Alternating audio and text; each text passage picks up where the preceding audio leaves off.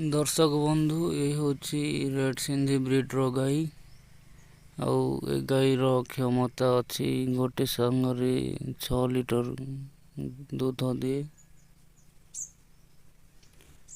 गोटे टाइम रो मिल्किंग रे 6 लिटर रो दूध मिले।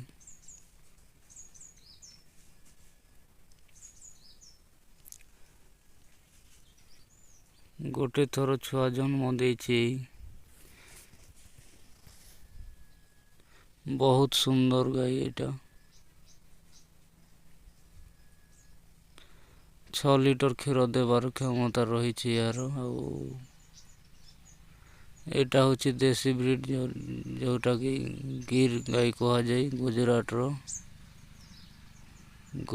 रो गिर गाई एटा जोटा कि A2 मिल्क मिले विटामिन A2 रही या क्षीर रे। ये गाई मध्य 5 लिटर क्षीर दे बहुत सुंदर गाई।